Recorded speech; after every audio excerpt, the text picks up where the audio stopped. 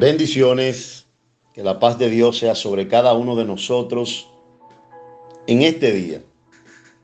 Hoy continuamos con nuestra serie Constructores de Reino en una generación anti Dios, parte 7.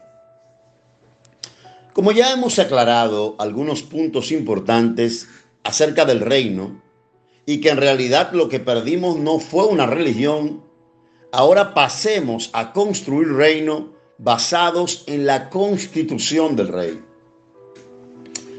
El doctor Miles Monroe, en su libro Los Principios del Reino, dice lo siguiente acerca de la constitución del reino de Dios. Él dice: el corazón de todas las naciones, imperios y reinos es su constitución. Sin ella no hay nación o reino.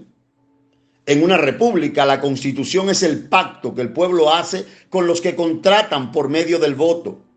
Pero en un reino, la constitución es el pacto del rey con sus ciudadanos y su reino. La constitución de una república es producida por las aspiraciones del pueblo.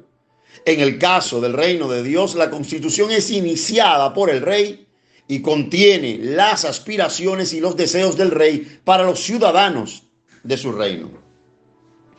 Un ejemplo de esto es la Constitución de los Estados Unidos, que comienza con estas palabras: nosotros el pueblo. Sin embargo, al leer la Constitución del Reino de Dios, como está documentada en las Escrituras, siempre dice: yo, el Señor, digo. Doctor Miles Monroe. La Constitución contiene los principios y objetivos de la nación. Esa Constitución debe de ser construida, funcionar y evolucionar por el trabajo de los ciudadanos y de sus representantes. Ahora note, Jesús da inicio a su ministerio con la proclamación del arribo del reino de Dios y los parámetros que iban a regir la vida de sus ciudadanos. Desde entonces, Mateo 4:17, la traducción Dios habla hoy, dice que Jesús comenzó a proclamar: vuélvanse a Dios, porque el reino de los cielos está cerca. Vuélvanse a Dios fue el primer requisito que Jesús estableció a aquellos que le iban a escuchar. Necesitamos correr a los brazos del rey, restaurar la relación que fue rota por la violación y por la rebeldía consciente de sus parámetros y de su palabra. Cristo dijo: cambien de mente. Esto quiere decir, debemos arrepentirnos. El cambio de mente, el arrepentimiento, nos da acceso al comienzo de la restauración total con el rey. Necesitamos cambiar los pensamientos que nos llevan de continuo al mal y comenzar a pensar y a tomar lo que Dios dice para nuestro tiempo de una forma real. Cristo dijo: pongan su confianza, o sea, tengan fe, crean en el rey. Y estos serían los únicos requisitos para restaurar la relación con el rey y recibir todos los beneficios de su reino. Inmediatamente de la proclamación del reino de parte de Jesús, él fue al mar de Galilea y escogió a los primeros ciudadanos del reino de Dios.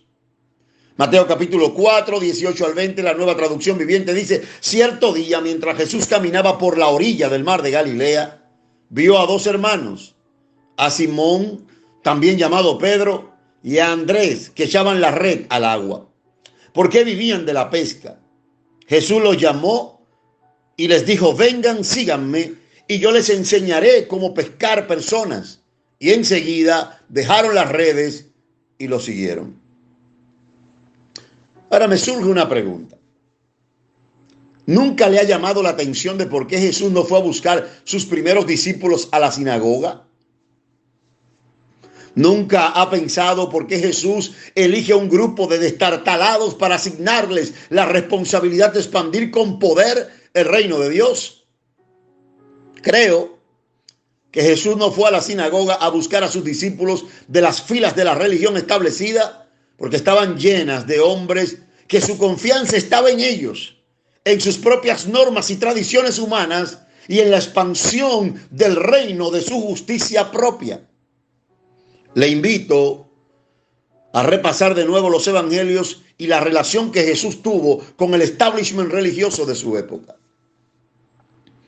Lo siguiente que Jesús hace es no solo elegir los primeros ciudadanos del reino de Dios, sino que comenzó a propagar él mismo las buenas noticias del reino y dar las primeras señales de los beneficios del mismo.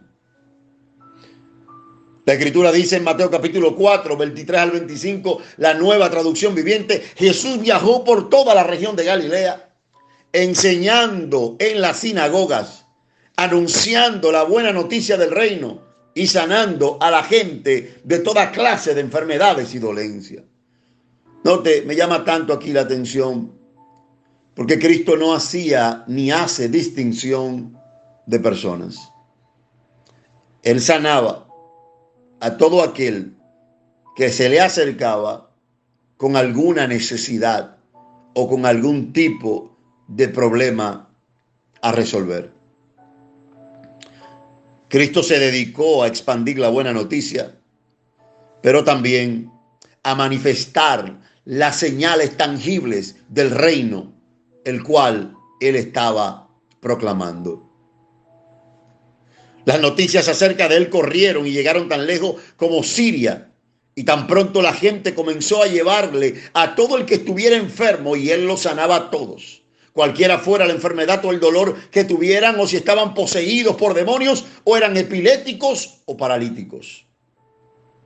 Numerosas multitudes lo seguían a todas partes. Gente de Galilea, gente de las 10 ciudades, o sea, de Decápolis, de Jerusalén, de toda Judea y del oriente del río Jordán.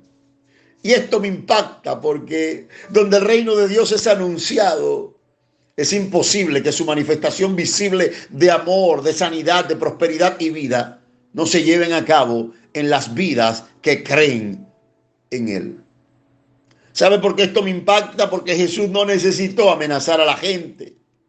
Él no necesitó obligar a nadie ni imponerle nada. Él solo se enfocó en hablar las buenas noticias del reino y manifestar los beneficios tangibles del reino de Dios.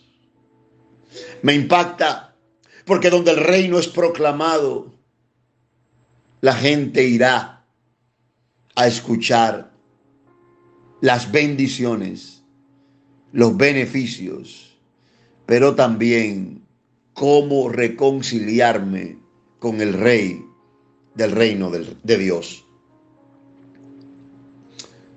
En los capítulos 5 al 7 de Mateo, Jesús toma tiempo para subir al monte y proclamar las cualidades distintivas de los ciudadanos del reino y su nueva constitución. Mañana seguiremos, Dios mediante, abordando los principios que deben de regir la vida de los ciudadanos del reino. Así que le invito a tomar su pala y su pico, pues vamos a comenzar a construir reino no basado en los parámetros humanos, sino bajo la dirección del reino o bajo la dirección de su rey llamado Jesucristo. Dios me daba una frase esta mañana y es: los constructores de reino solo se rigen por lo establecido por su rey. Su enfoque son sus decretos y la persona del rey. Muchas gracias. ¿Qué tal si oramos hasta que las bases del reino se fortalezcan en nuestros corazones? Les ha hablado su hermano Freddy Aquino. Muchas bendiciones.